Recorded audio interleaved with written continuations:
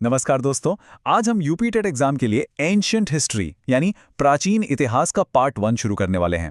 ये explainer session बिल्कुल to the point होगा। एग्जाम के लिए जो जरूरी है बस वही बात करेंगे, तो सभी का फोकस बिल्कुल यहां होना चाहिए। चलिए जल्दी से शुरू करते हैं। आज के इस एक्सप्लेनर का रोड मैप बहुत ही सिंपल है।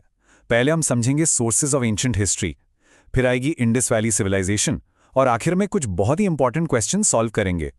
तो चलिए सबसे पहले बात करते हैं सोर्सेज ऑफ एंशिएंट हिस्ट्री की।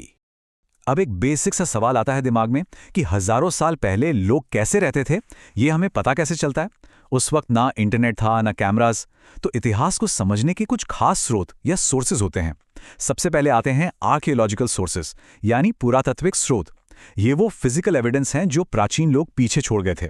इसमें आते हैं उस जमाने के कॉइन्स यानी सिक्के, पत्थरों पर लिखे इंस्क्रिप्शंस या शिलालेख और पुराने मॉन्यूमेंट्स यानी स्मारक। ये चीजें ना उस वक्त के राजाओं और उनकी इकोनॉमी के बारे में एकदम सॉलिड प्रूफ देती हैं और ये कभी झूठ नहीं बोलती। दूसरे टाइप के स्रोत हैं लिटरेरी और फॉरेन सोर्सेज। हमारे पास प्राचीन वेदास और एपिक्स हैं, राइट, जैसे रामायण और महाभारत। साथ ही बुद्धिस्ट और जैन टेक्स्ट्स भी हैं जो उस समय के समाज को समझने में बहुत हेल्प करते हैं। इसके अलावा कुछ फॉरेन ट्रैवलर्स यानी विदेशी यात्री भी इंडिया आए थे, जैसे फाइयन और ह्यूएन तेंजांग। उन्होंने यहाँ जो भी देखा वो अपनी किताबों में डिटेल में लिख दिया, जो हमारे एग्जाम के पॉइंट ऑफ व्यू से एक अनमोल खजाना बन गया है। अब यूपी टेट के लिए एक बहुत ही हाई वैल्यू एग्जाम टिप ध्यान से सुनिए। इंडिका नाम की एक किताब है जो एक विदेशी यात्री मेगास्थनीज ने लिखी थी। ये क्वेश्चन एग्जाम में सीधा पूछा जाता है कि इंडिका किसकी रचना है, तो इस पॉइंट को दिमाग में बिल्कुल लॉक कर लीजिए। किताब इंडिका, लेखक मेगास्थनीज। अब आगे बढ़ते हैं अपने दूसरे टॉपिक पर, इंडस वैली सिविलाइजेशन, जिसे हम सिंधु घाटी सभ्यता भी कहते हैं। करीब 2500 बीसी ये वो टाइम था जब ये सभ्यता अपनी पीक पर थी। सोचिए जरा, आज से लगभग 4500 साल पहले एक ऐसी सिविलाइजेशन एग्जिस्ट करती थी जो अपने आप में बेहद एडवांस्ड थी। ये कोई छोटा मोटा कबीला नहीं था, बल्कि एक पूरी तरह से विकसित सोसाइटी थी दोस्तों। लेकिन ये सिविलाइजेशन बसी कहाँ थी? इन 3 मेजर साइट्स को और इनकी लोकेशंस को अच्छे से याद कर लीजिए। पहली है हड़प्पा, जो आज के पंजाब पाकिस्तान में है। दूसरी सबसे फेमस जगह है मोहनजोदड़ो, जो सिंध में स्थित है। और तीसरी है लोथल, जो हमारे अपने गुजरात में है। यूपी टेट क्लियर करना है तो ये स्पेसिफिक रीजन्स हमेशा टिप्स पर होने चाहिए। इन लोगों की अर्बन प्लानिंग इतनी जबरदस्त थी कि आज के टाइम के इंजीनियर्स भी हैरान रह जाएं। इनके पास एकदम प्लान्ड सिटीज थी दोस्तों, जहां सड़कें एक दूसरे को राइट एंगल्स पर काटती थीं। एक्सीलेंट ड्रेनेज सिस्टम था, यानी नालियों की व्यवस्था एकदम प्रॉपर और ढकी हुई थी। घर पक्की ईंटों के बने थे और इनका ट्रेड सिस्टम भी बहुत डेवलप था। उस जमाने के हिसाब से देखा जाए तो यह सच में किसी चमत्कार से कम नहीं था। ओके, अब 2 बहुत ही खास एग्जाम फैक्ट्स। पहला, लोथल कोई आम शहर नहीं था, ये ट्रेड के लिए एक पोर्ट सिटी यानी बंदरगाह था। और दूसरा, अगर एग्जाम में पूछा जाए कि ग्रेट बाथ या विशाल स्नान घर कहाँ मिला था, तो आंसर एकदम क्लियर होना चाहिए, मोहेंजोदारो।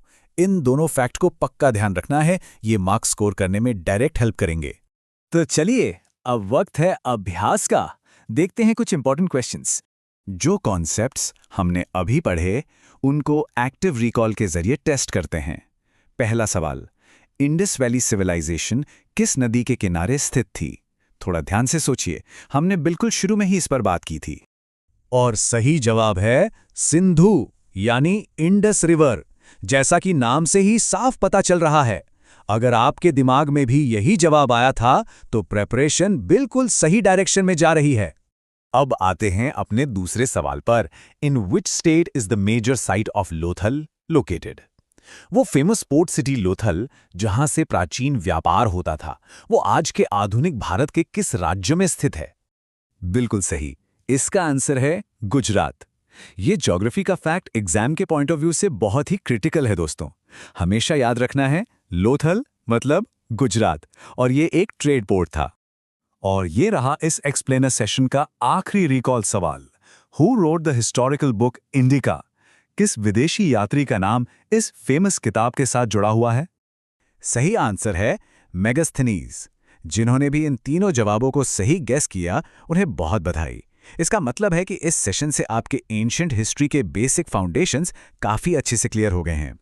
आज हमने सिंधु घाटी और प्राचीन इतिहास के स्रोतों को तो थोड़ा समझ लिया, लेकिन एक बड़ा सवाल अभी भी बाकी है दोस्तों। इस एडवांस सिविलाइजेशन के बाद आखिर हुआ क्या? जब वैदिक एज शुरू हुआ तो भारत का ढांचा कैसे बदला? ये सब हम खोजेंगे इस सीरीज के पार्ट 2 में। तो आगे ऐसे ही मज़ेदार और टू द पॉइंट एक्सप्लेनर्स देखने के लिए चैनल को सब्सक्राइब जरूर करें। तब तक के लिए अपना रिवीजन करते रहिए। धन्यवाद।